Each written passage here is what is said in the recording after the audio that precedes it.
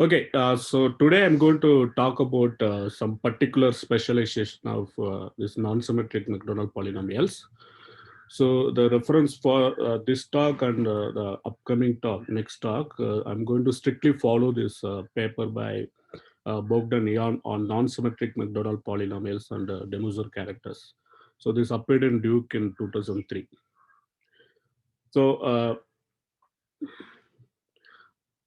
but what we are going to do, we will actually kind of restrict ourselves to this type A case. Okay, so that work was already appeared in Yashmin Sanderson work. So am I audible? Hello. Ah, hello. Venkatesh, what are the names of the authors once again? It's not clear. So I have written this is only Ion Bohan.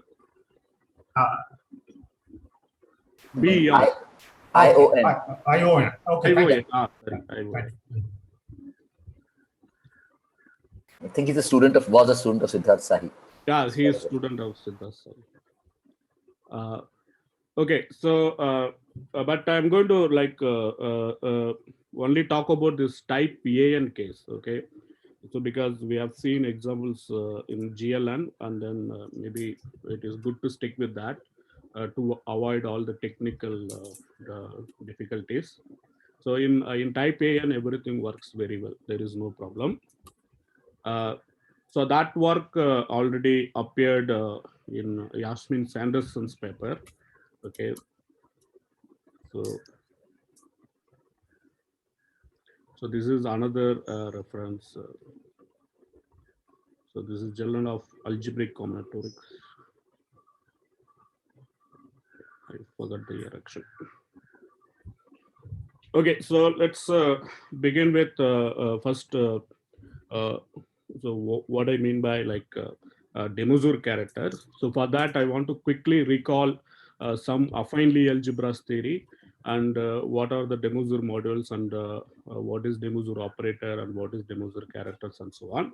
So once I review all those things, then I will actually try to prove some technical results that are important in understanding Ion's proof in the that connects the De Moivre characters of non-symmetric Macdonald polynomials. So when you specialize t equal to infinity, okay.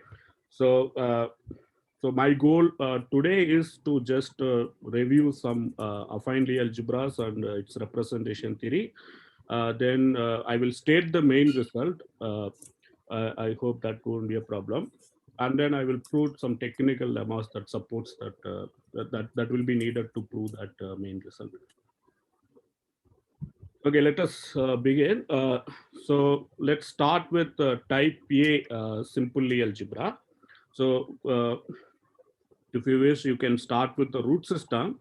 So that is given by this epsilon I minus epsilon j, where I not equal to j, less than or equal to varies from 1 to n. Okay. So I am fixing the rank to be n. So I'm talking about type AN here. So then what is the finite dimensional simple Lie algebra associated with this? So this is very well known simple Lie algebra, that is SLN plus 1C. So which is nothing but the set of all traceless matrices, n plus 1 by n plus 1 traceless matrices. So you collect all the matrices such that the trace of Sorry, the phi is less equals n then? yeah, but I just it's not equal. That's it's all same. No? You're doing SLN plus 1, right? SLN plus 1, yeah.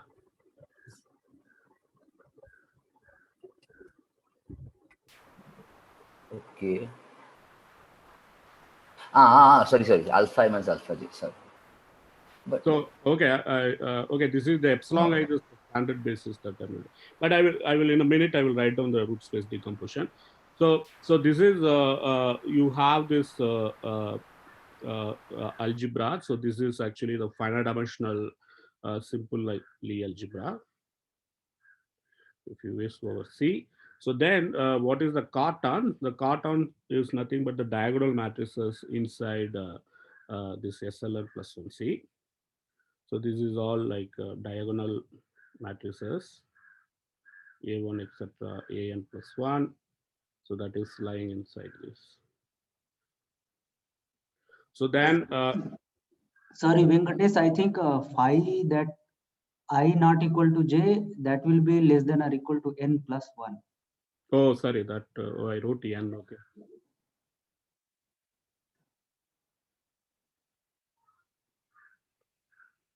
Yeah, that's correct. The simple roots, okay, maybe I will come to that later. So here, this is the carton.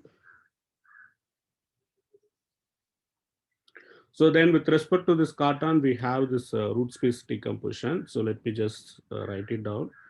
So this is G equal to H direct sum G epsilon I minus epsilon J, where I not equal to J, where I and J comes from 1 to n plus 1. And then this G epsilon I minus epsilon J, this is the one-dimensional root space that is spanned by this EIJ, where I need to. So, and then you know that what are all the simple roots? The simple roots, so they are, so we denoted by alpha 1. So that is epsilon 1 minus epsilon 2 and so on. Then alpha I is epsilon I minus epsilon I plus 1. And then you go up to alpha n. So that is epsilon n minus epsilon plus 1. So these are all the simple roots. So now, like very similar to this, okay. So this is the root space decomposition. So what we can do, we can start with this finite dimensional simple Lie algebra and then do affinization and then get untwisted affine Lie algebra. So what is going in the construction, okay? So the construction of affine Lie algebra. So you start with this G, which is finite dimensional simple Lie algebra. Then you go to this loop extension, okay? So that is G tensor C T plus or minus. And then from there, you actually go to this universal central extension. So then that means you are attaching, so here the universal central extension will be one dimensional. So you attach one central element with this.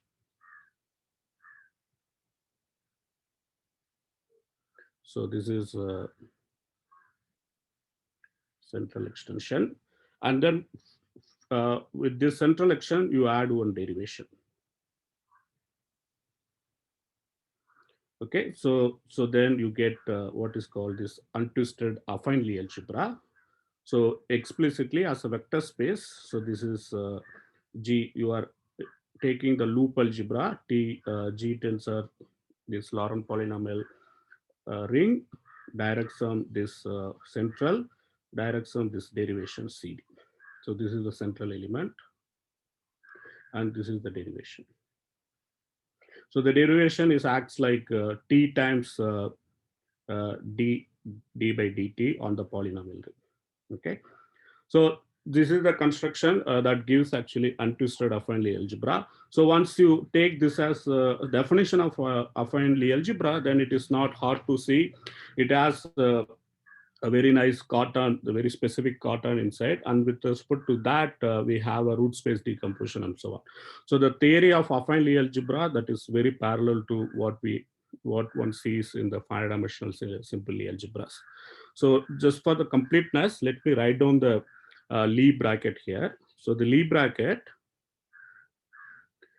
in the affine case, so if I take some typical basis element, it will look like this: x tensor T power I plus lambda C plus mu D. So that is, if you Lie bracket with this y tensor T power J lambda dash C plus mu dash D, then what you is actually it? used K in place of C, right? Oh, sorry. Switching notations. Then this is equal to x comma y tensor T power I plus J plus mu j y tensor t power I minus mu dash I x tensor t power I plus this delta ij I. So here I am writing the Killing form, but you can normalize it. So with the normalization, you can take it to be trace of x1. So on SLN plus C, it's very explicit. Okay. So and for various these elements.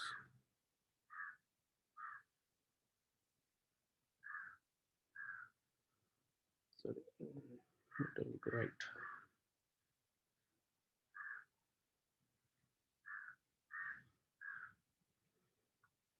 Okay, so we have this very explicit Lie bracket. You can take it to be definition and then try to work out all the details if you want.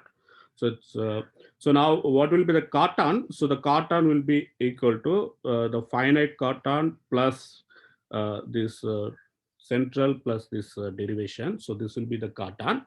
So with respect to this adjoint action of the cartan, this G hat will be written as direct sum of root spaces.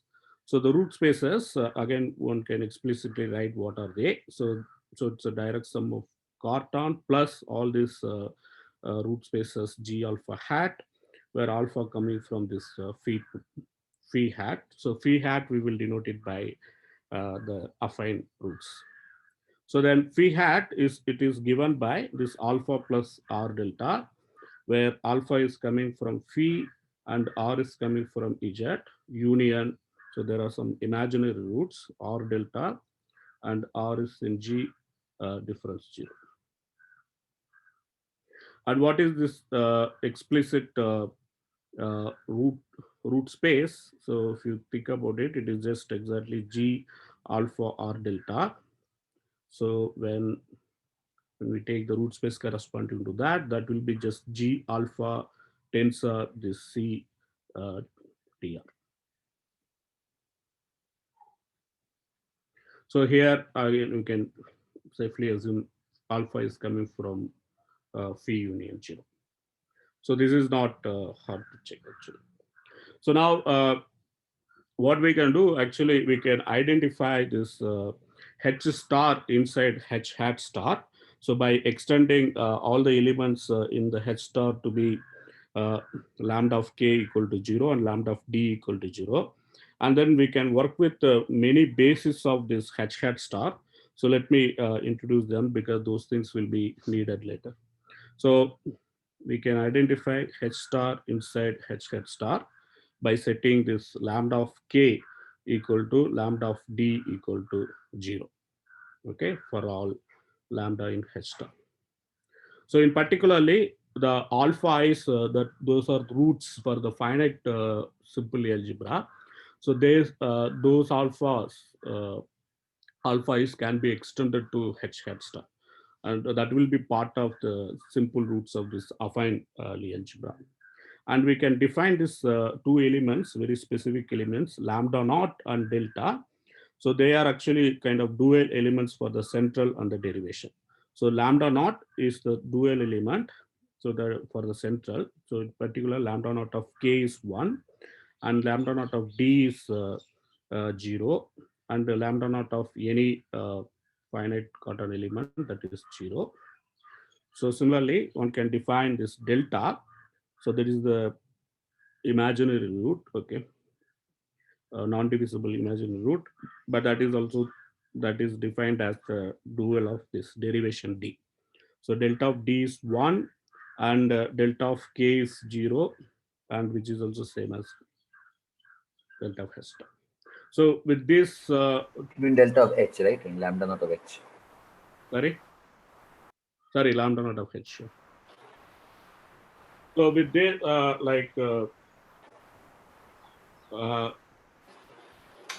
with this definition, you have this uniquely determined lambda naught and delta. So with respect to that, we can actually identify this H hat star as H star direct sum this C lambda naught direct sum C delta. Okay. So because this is n plus 2 dimensional space, and H star sits inside as the dimensional subspace. So what we will be interested in, because we will be working with weights and so on, so we will be interested in the real span of that. So the real span will be equal to, we take it as the real span here, and then the real span here plus real. Okay. So and one can explicitly write down what will be the set of simple roots for the affine algebra. So that will be alpha naught, alpha 1, etc., alpha n. So we already seen that what are these alpha i's. So alpha i's are extended trivially on k and d. So we need to tell what is alpha naught. So already it appeared in Vishwanath lecture. So alpha naught is nothing but this delta minus theta. So where theta is the highest root of this finite root system. So here in this case, in the SLN plus 1, this is explicitly epsilon 1 minus epsilon n plus 1. So now if we want to declare what are the simple roots, then that actually determines the set of positive roots. So the positive roots are,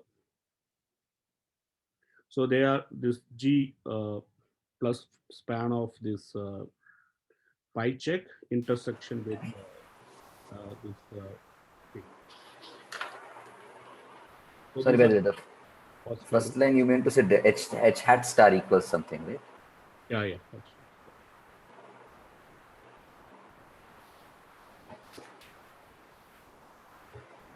Okay, so yeah, this is all standard. I'm just setting up all the notations. Okay, so nothing more.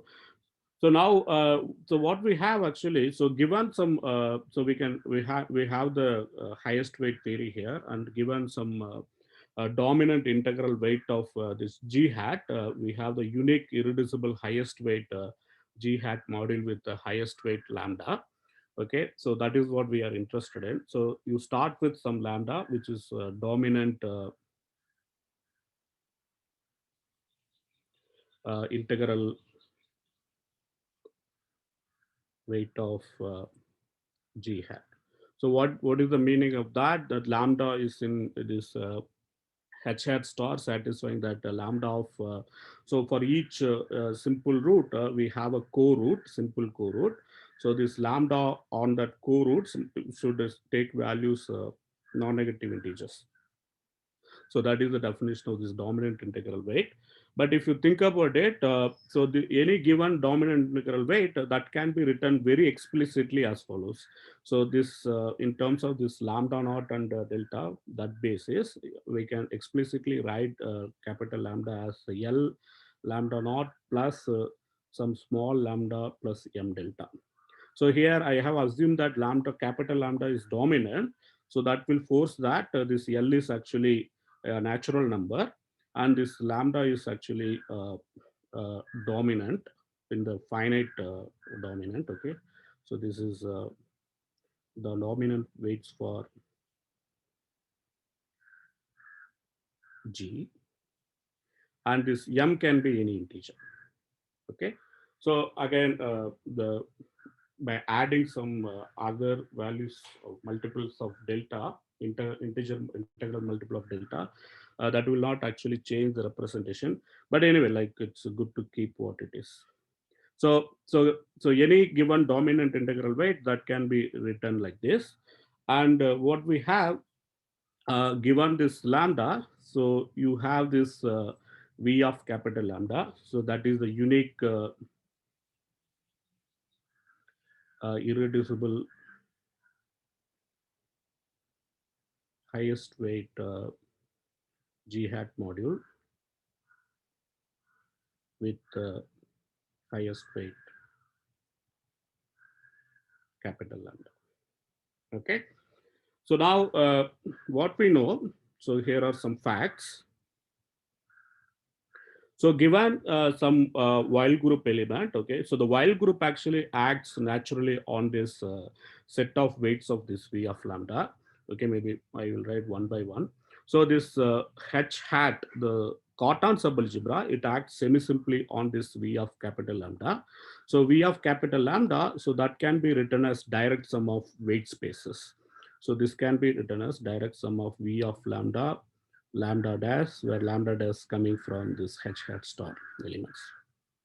Okay, and what is this V of lambda, lambda dash? So that is those V in this V of lambda, such that when you act by this element of the Cartan, so that actually gives lambda dash of H, V for all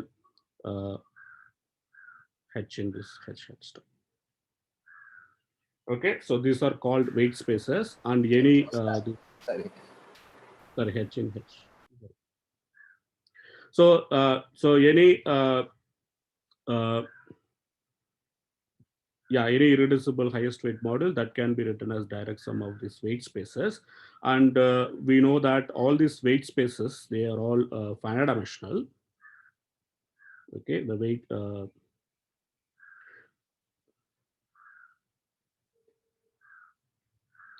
the weight spaces, the dimension of V of lambda, lambda dash, so they are all finite dimensional for all lambda dash. So let's call it this P of lambda to be that set of weights of V lambda. So that means this is those lambda dash such that this weight space is non-zero. So this is true for all these weight spaces. And we also know that the dimension of the highest weight, so that is actually one dimensional. And this affine while group, so that actually naturally acts on this set of weights. And not only that, it actually preserves this weight multiplicity. So what I mean by that, if I take some W in this W affine, so and some capital lambda dash in this P of lambda, so then the dimension of this V of lambda dash, that will be same as the dimension of V of lambda W lambda dash. So in particularly, we know that the lambda weight space that has one dimensional. So if I take some while group element inside this affine while group, so then the dimension of this W lambda weight space, so that will be one, because the lambda weight space is one. Okay. So now I can define what is a de Beausour model using these observations. Okay, so the de Beausour models are nothing but they are models for the Borel subalgebra. So let's define what is the Borel subalgebra. So Borel subalgebra, that I denoted by B hat. So this is the Borel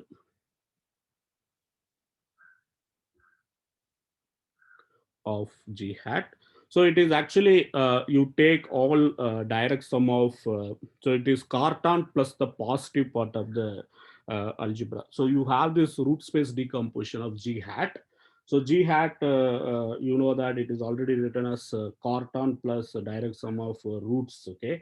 But the roots can be divided into positive roots and negative roots. So what you do, you take basically the Cartan direct sum, the direct sum of all the positive roots. Okay, so one can write it as alpha positive. So it's understood what it is. So it is very explicitly, if you work it out, what are all the positive roots, then one can observe that this is actually is nothing but this n plus tensor Ct direct sum H tensor Ct direct sum is n minus tensor TCT direct sum is CK direct sum is CD. Okay, so what is this n plus and n minus? So they come from this the finite simple.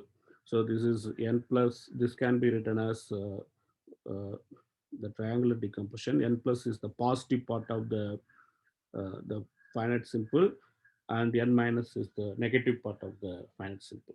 So this is direct sum of G alpha, alpha positive, and this is direct sum of G alpha, G minus alpha, alpha positive.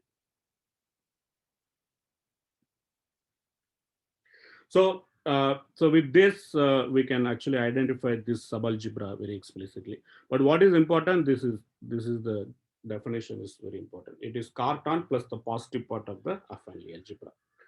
So now once we have this Borel, okay, so what we can do, we can treat this V of lambda as this module for the Borel by restriction, okay, because the Borel is sitting inside this G hat. So then what you do, you take this one-dimensional space. So given this W affine and then capital lambda in the dominant, okay. So then consider this one-dimensional space V of lambda W lambda. So this is, we saw that it is one-dimensional space spanned by this extremal weight vector VW lambda. Okay, then you take this Borel module, V hat module generated by this inside this V of lambda. Okay, so this is defined to be the de Moivre module, VW of lambda. Okay, so this is the de Moivre associated with this data W comma capital lambda. Okay. So if you think about it, okay, so what we are doing, so you have this B hat. So B hat is actually like Cartan plus this n plus hat. Okay, I call this n hat plus as the positive part. So then what will be the universal enveloping algebra of this? The universal enveloping algebra of this will be just the product of these two. So maybe I will write it in the other way. Okay. So you take this n hat plus direction this h hat. So then this is u n hat plus by BBW theorem times this u h hat. So naturally. So in particularly, if I take this extremal weight vector and then generate this module, B hat module generated by this extremal weight space. So then what you know, this is actually invariant for this Cartan action. So we are not getting anything new by acting on this U H hat. So in particularly, this is equal to U N hat plus acting on this space, one-dimensional space VW lambda. Okay, this is just a simple consequence of this PBW theorem. So now you can see that this is having only elements that comes from the positive part. Okay, so whenever you hit it by, if you take some PBW type basis element and then hit it to this extremal weight vector, then what you are going to get that the weights of those elements will be smaller, bigger than this W capital lambda. Okay, so it is immediate from this equation that first of all, this module VW of capital lambda, so that is actually H hat semisimple. So what I mean by that, so this can be written as direct sum of weight spaces. So the way where the weight space is defined as before. So in particularly, I can write VW of capital lambda equal to direct sum of VW capital lambda dash, where lambda dash comes from some weights of this VW lambda. Okay, so this is a subset of this H hat star. So now, so this is immediate because you can use this PBW type basis elements to span this by hitting on this extremal weight vector. You can span it using all those elements. And then if you use this commutation relation, it's immediate that you will be getting this weight space decomposition. Now, once you have this weight space decomposition, it is not hard to see the weights of this VW lambda, so they have to be bigger than W lambda. Okay, so what I mean by that, like if I take lambda dash inside this weight of this VW lambda, so because lambda dash is obtained from this W lambda by hitting the positive part elements, so this lambda dash should be bigger than this W lambda. Since this VW lambda, that is actually a subspace inside this V of lambda, and V of lambda is actually bounded above by this highest weight capital lambda. So this should be smaller than this capital lambda. Okay, so pictorially, so you have this highest weight capital lambda, and you have this lowest weight W lambda. And then what you are doing, you are using this positive part to hit from here, okay? And then you will be actually moving forward. So all the weights, so they actually lie here between these two. So here only the VW of lambda weights will appear, okay? So, but And do all the weights that appear there appear in the module? not all of the Okay. subset. So now,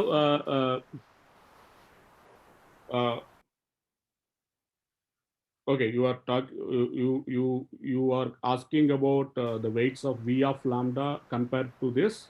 I'm asking for the weights of V of lambda intersect this interval compared to the weights of VW of lambda. I guess that will appear. So those two are equal. Yeah. No. Okay. Right now, what the comment that I am making, actually, this will be the weights of VW lambda will be subset of the weights that appear between lambda and W lambda. Right. I was asking if that subset is inclusion is equality. If you restrict to the weights of V of lambda, I guess that is it. Right. So, okay, but for right now, I am just yes. trying to, yeah, so let me conclude. Yeah. So here, so it's clear that the weights will lie between this lambda and W lambda. And since this W is fixed affine while group element, we can easily conclude that the number of weights that appear between lambda and W lambda, that must be finite. Whole set of weights. Okay, so all weights that appear between. So when I say weights, so the weights coming from the P hat. So denote P hat. So this is set of weights of this G hat.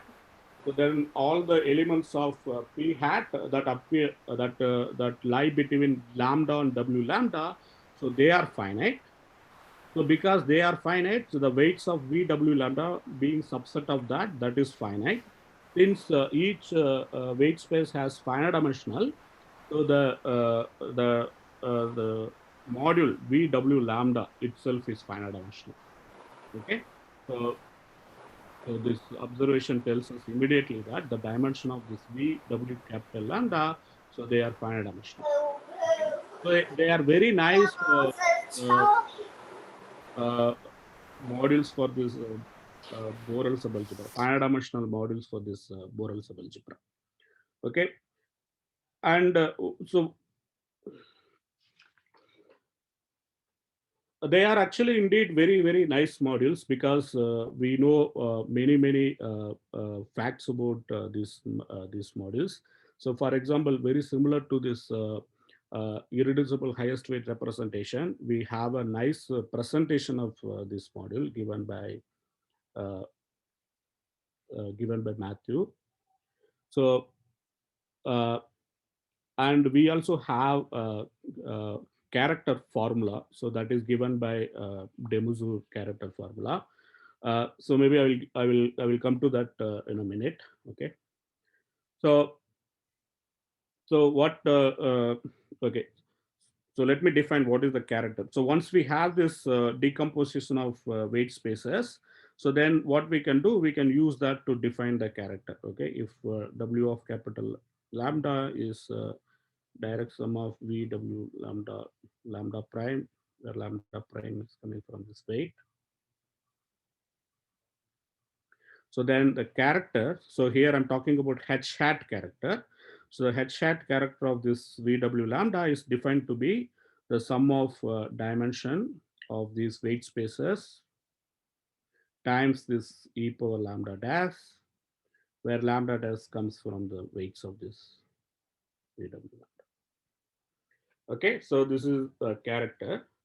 But what Ian does, he is not indeed working with this character. So what he does actually, he somehow like goes down to actually the space. It goes down by this modulo this space span by lambda naught. So let me explain what he is really doing there. So it's again like another way of treating this character. So we can define something called level of this irreducible model V of lambda. So let's call it L. So the level of this V of lambda. So what is the meaning of level? So one definition of the level is level you can take it to be just this lambda of K. So if you take this central element K and act it on this irreducible model V of lambda, because it commutes with all this G hat action, so that should be actually some multiple of identity. Okay, but that multiple will be non-negative integer, sorry, positive integer, and that integer actually given by this lambda of K. And so what is important, this L in some sense determined uh, uh, uh, uniquely by this V of lambda. So in particularly this L will be same as uh, uh, so if you take any other weight inside this V of lambda and then apply this K, so for any lambda dash, that is weight of this V of lambda, so I guess I denoted by V of lambda, then this lambda dash of K will be same as lambda of K, so that is equal to L. Okay, so I already told you like how to write some dominant integral weight in terms of this basis lambda naught h r star and delta. So similarly, any weight can be written in that form. Okay, so if I take some lambda dash, which is a weight of this V of lambda, so then this lambda dash can be written as L times lambda naught plus mu plus some m dash delta. So where L is fixed, so that is the level. So where L is the level that I don't need to specify. And mu is coming from this finite weight lattice. And this m dash comes from this integers. So this is the weight lattice of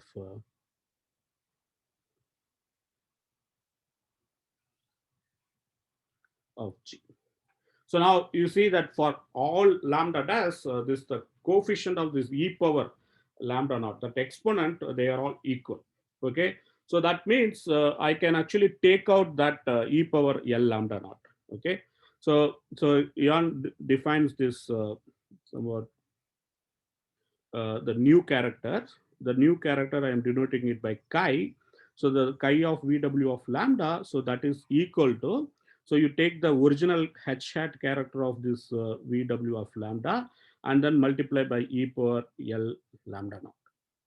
Okay, so because the character of h hat character of VW lambda, so that always will look like e power L lambda naught times something.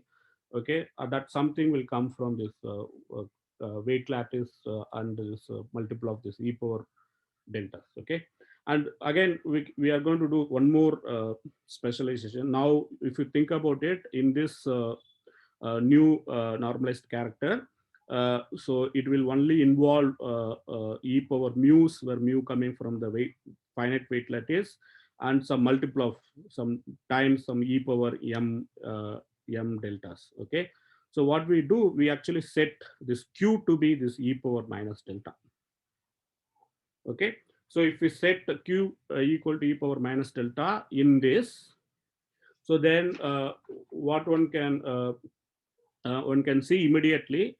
So this new normalized character, so that lies inside this algebra. Okay, so this q inverse of this e power mu, and mu is coming from this p. Okay, so this is just some simple modified character, if you wish. Okay, so that is what we are going to work with. But it encodes all the data that we wanted. So it's exactly the same character formula, sorry, character, but little bit modified. So now, so let me state what is the De Mazur character formula. So for that, I will introduce what is called De Mazur character, operators. So what is De Mazur operators? For each I in 0, 1, etc. n, so we define this delta I. So these are all the operators. So we call this algebra as P. Okay. Again, I'm doing like slightly modified version of the de Moivre operator, but you can see they are all kind of equal. So what you see in the literature is slightly different from the one that I'm defining here. So I'm treating this as an operator from this P to P, where delta I of e power lambda. So that is given by, or maybe let me use some different notation, some mu. It is e power mu minus e power si. So here is this new action of this si action minus alpha I divided by 1 minus e power minus alpha I. So in the literature, like de Moivre operator means always you have this while group action on the weights. Okay, on the, so that is what you use here to define this de Moivre operator. But because we are working with this modified de Moivre character, okay, so that is why we need to use this new action. What is this new action? So what is P here? This is script P. The script P is this algebra. Okay. Okay. And then this is just then e power mu minus this Yeah, what is SI bracket?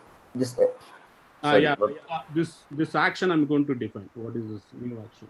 So this Okay. is not new action. This is the same affine action of this SA on this H star, corresponding to the level 1 action. Okay. So what I mean by that, let me write it out. So this SI, this bracket mu. Okay. So this is the affine action of Si on this dual of the finite Cartan, okay, corresponding to the level 1 action. So what I mean by that, so you take this space H star plus R delta plus lambda naught. Okay, so given mu, you can think that as element here, and then you can actually use so there is this restriction. This is just a subspace of H hat star. So you use the same affine action on the H hat star, restrict to this subspace. So that is the action that I'm mentioning here.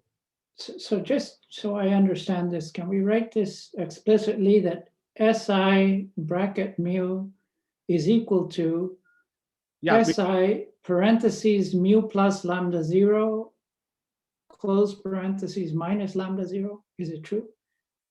SI Bracket mu equals SI of parentheses mu plus lambda 0 close parentheses. Okay. Mm-hmm. No, SI acting on mu plus lambda 0. SI acting on the quantity mu plus lambda 0. Okay. Mm-hmm. Minus lambda 0.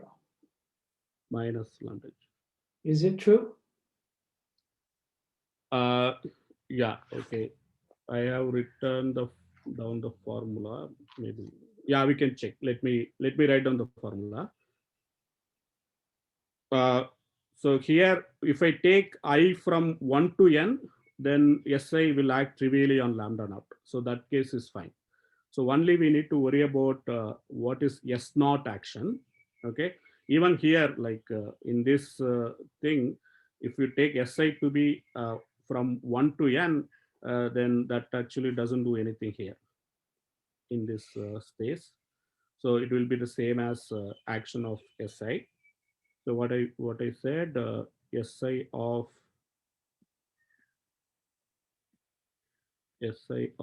curly mu is same as Si of mu.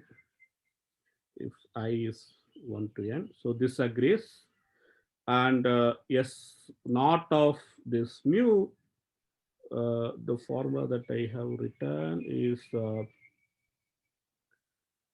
S theta of mu plus mu of theta check minus 1 delta plus theta.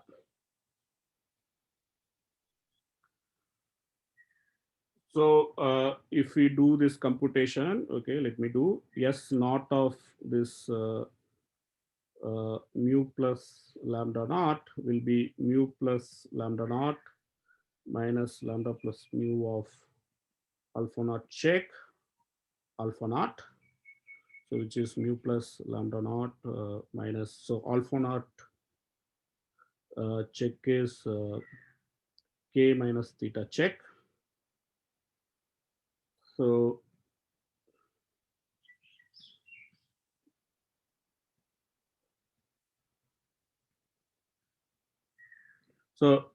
yeah,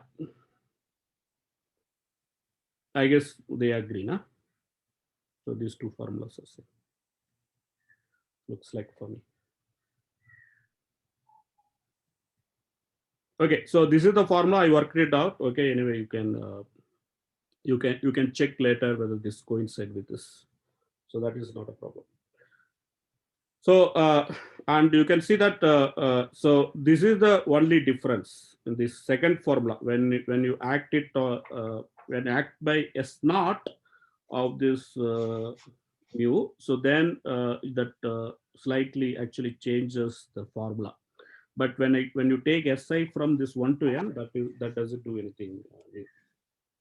So now let's move on. So now you take this W, so which is a reduced word expression, and then you write it in the reduced word decomposition. Okay, reduced.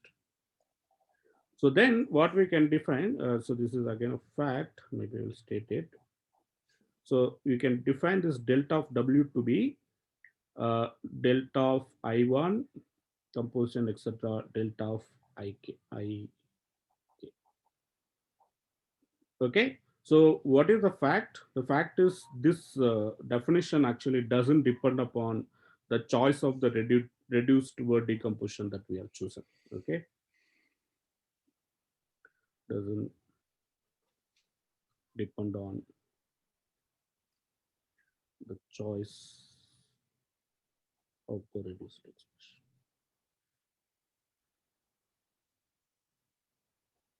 So the way you prove this, actually you verify this delta is actually they satisfy Bride relations, and using that you can conclude that this delta W actually makes sense. So in particularly we have this De Maistre operator for each W in this W affine.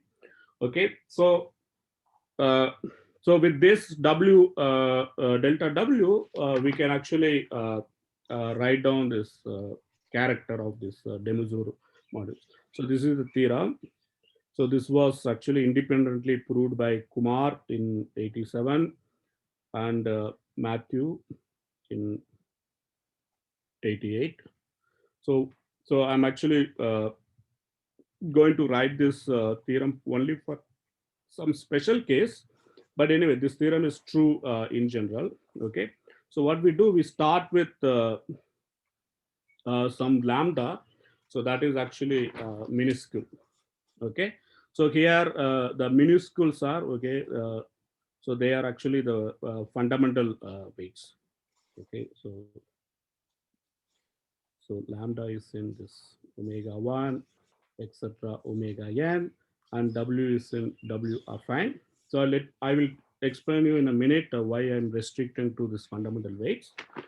But if you take lambda in one of the fundamental weight and W to be element of the affine while group element, then the character the modified character that we have written, this chi of VW of this lambda, so that will be equal to this delta W applied on this e power lambda. Okay, so very explicitly using the De Maistre operators, we can get the character of this VW of lambdas. So, but as I told before, remark, this formula is true in general. Okay, so this star is true in very general. So that generality we don't need. We will be using only in this particular situation. That's why I just restricted to this. So let me explain why, like, I'm actually coming down to this fundamental weights. So in type A, Sorry, Venkatesh, what do you mean by general? Can you say a few words, please? like lambda could be any. So here, okay. So okay, let me just. So you can define this de Moivre operator. De Moivre operator. If you take this formula, okay, delta of I e power lambda dash equal to e power lambda dash minus e power si of lambda dash. This is the usual while group action. Okay, minus alpha I divided by 1 minus e power minus alpha I. So then we can define delta of W for each W. So that will make sense. So that is not a problem. So then the general theorem says given any capital lambda, so which is a dominant weight for the affine Lie algebra, and then if you take any affine Weil group element, then the character H hat character of this de Moivre module VW of lambda, so that is given by this operator delta of W applied on this e power lambda. So this is the general version. And they proved even like it is true even in the Cosmody setting. So, but when we actually connect with this non-symmetric Macdonald polynomials, so we will see that only some special de Moivre characters will play a role. Okay, so and this theorem actually contains those kind of special de Moivre characters. So we will be restricting our lambdas. So Venkatesh, I'm slightly confused by that. Can you just go back again to that formula you just displayed? This one? Yeah. So this left-hand side is VW of. Do you mean lambda naught plus lambda or just lambda? I mean lambda is a finite weight, no? I mean you're thinking. Sorry. Okay. Sorry. Sorry. Thanks for pointing out. So I want to write lambda plus capital lambda naught. Okay, that makes sense. We are looking at the level 1 de Moivre modules, and given lambda in this this minuscule weight, then we can consider this lambda naught plus lambda. That will be a dominant weight. Then we can sorry about that. That's big error actually. So no, but that's not necessarily that's not necessarily dominant for the affine root system, right? If you are in SL2, because if you are in SL2 and you take 2 omega 1 plus lambda 0, that's not a dominant weight for the affine Kac-Moody. No, but I am taking this only like only omega i's. I'm considering like omega 1. It is not span. It is it's just one fundamental weight. Oh, I see. Not span. No, not a span. It is from this. So this So is lambda is only omega I. This is the set of. Let me write it in this language. Minuscule weights. Okay. So if I take some minuscule weight and then add with the lambda naught, then it will become dominant. Okay, I understand. Thank you.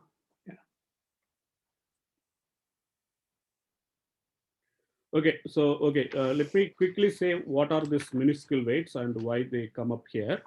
Okay, so if I take this affine action on the weight lattice, okay, so here is the fact, and it is not very hard to prove.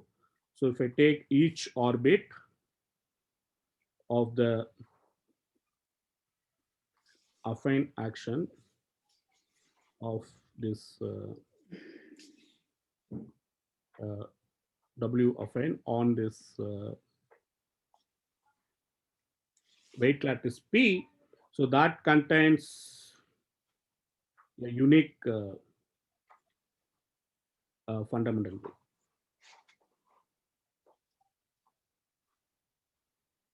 Okay, actually that fundamental weights will be actually minuscule minuscule weight. So in type A, all the fundamental weights are actually minuscule. Okay, so here is the exercise. So this fact actually can be easily proved using this ALCO geometry.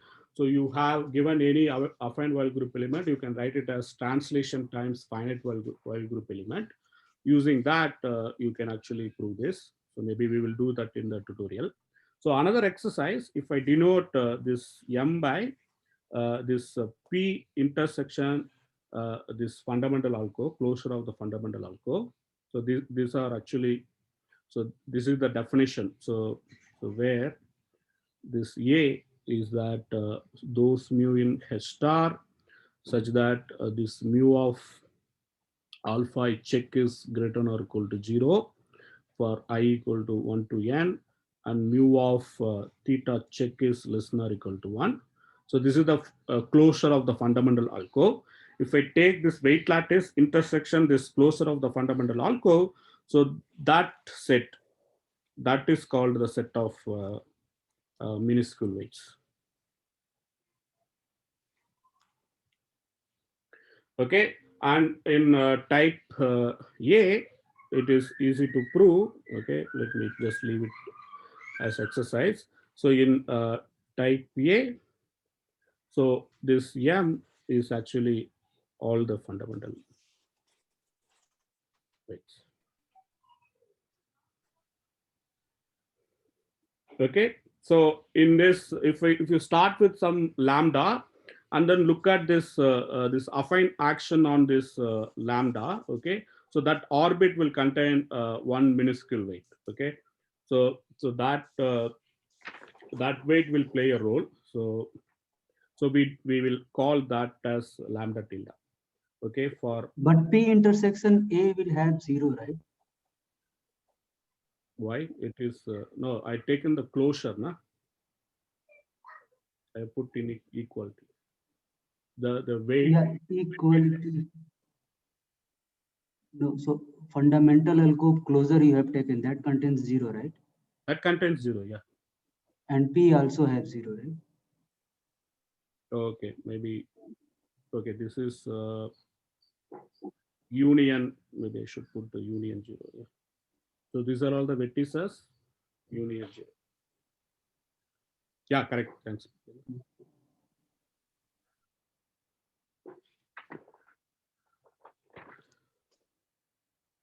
Okay, so maybe let me just define what is this lambda tilde, and I will state the main theorem, and then I will stop. I will take only 2 minutes.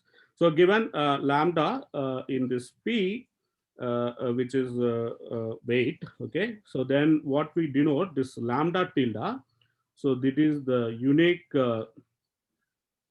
element inside this W affine acting on this lambda. So which is actually a minuscule weight, okay?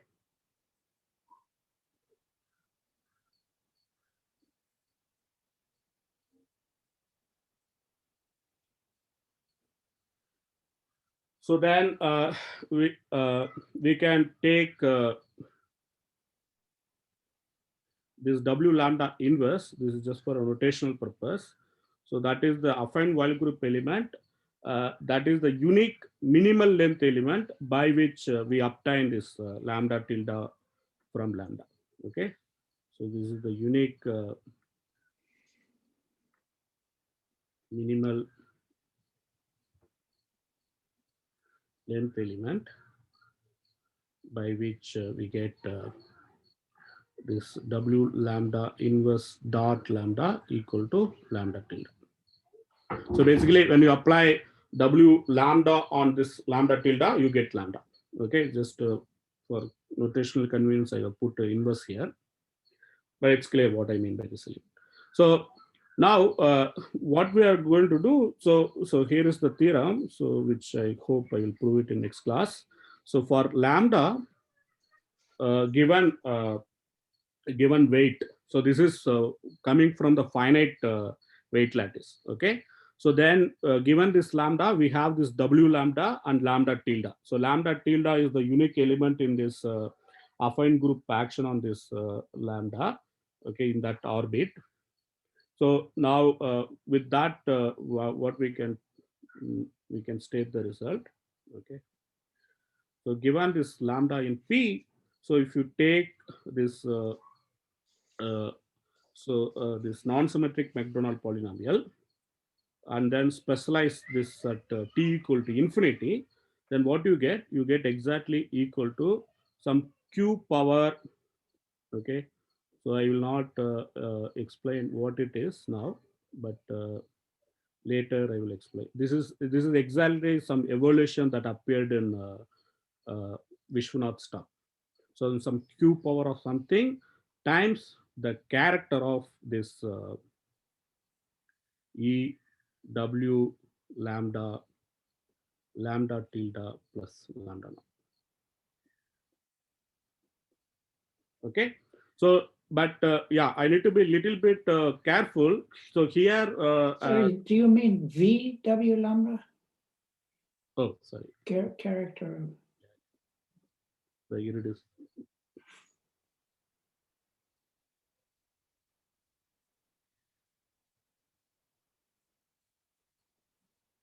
So this is the de Moivre model you take,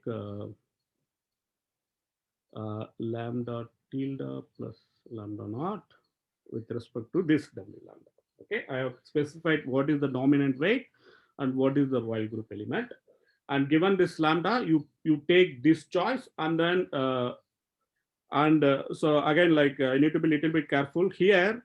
I am actually working with some renormalization of non-symmetric Macdonald polynomial, but that doesn't harm much. Okay, because what I mean by some other normalization, we want this quantity to make sense. Okay, when I put t equal to infinity, so I don't want to like get so I want to get something meaningful. For that, I will be just multiplying by some t powers and make it so that only some t power minus one non-negative powers of that will appear. Okay, so that when you put t equal to infinity, so this quantity will make sense. So that normalization we need to do, but up to that normalization, it's the same as the non-symmetric Macdonald polynomial. So that will be given exactly equal to up to some twist. It is the character of this de Moivre module that corresponds to this data, lambda tilde plus lambda naught and W lambda. Okay, so this is the main theorem. I will try to prove this theorem in next class. I will stop here.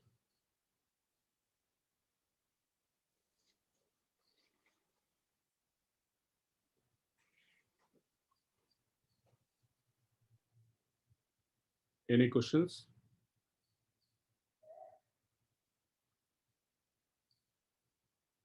Sorry, what is lambda tilde again? I missed it. Lambda tilde, you take this affine group, affine action on this weight lattice. It was on the next page. You just passed it. Okay, sorry. My computer doesn't allow me to turn. 1 minute. I will.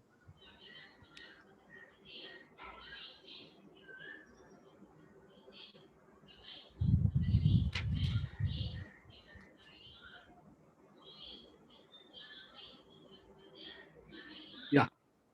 So you take this affine action on this lambda, okay? W affine. Okay. And then you take this orbit of this lambda. So there you will have one minuscule weight. So that minuscule weight denoted by lambda tilde. I see.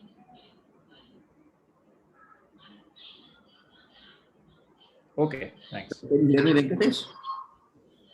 Yeah. Sorry, the mic stopped working. Sorry. So I was just asking here, do you require lambda, but in the lambda tilde definition, do you require lambda to be non-zero? Because if you go back to the definition slide, Mm-hmm. the whole point was m is in, so if lambda is 0, then what is lambda tilde? Lambda 0. Okay.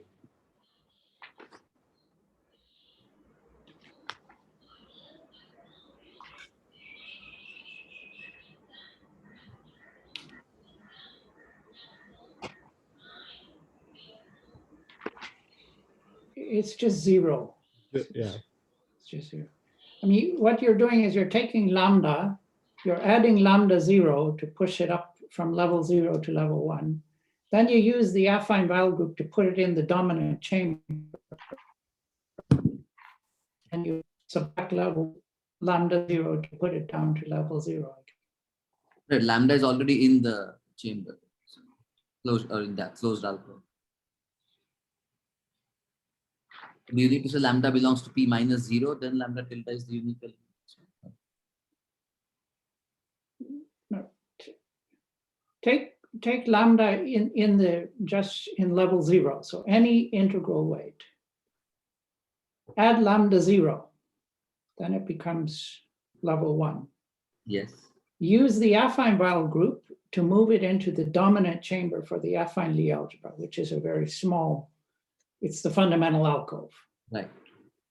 And then subtract lambda 0 again to push it back down to level 0. And that's lambda tilde.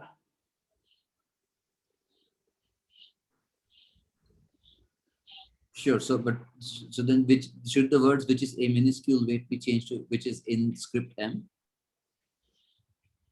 Which is a minuscule weight or 0. Yeah. Yeah. And then in the main theorem, does that still go through for lambda equals 0? Yes. Okay. Yeah, that is. It is true for any lambda. Okay, I didn't actually specify this the affine action. Yeah, maybe I can tell. So this is like the translation. So you have this once you identify this. Okay, let me write this system. Stop recording.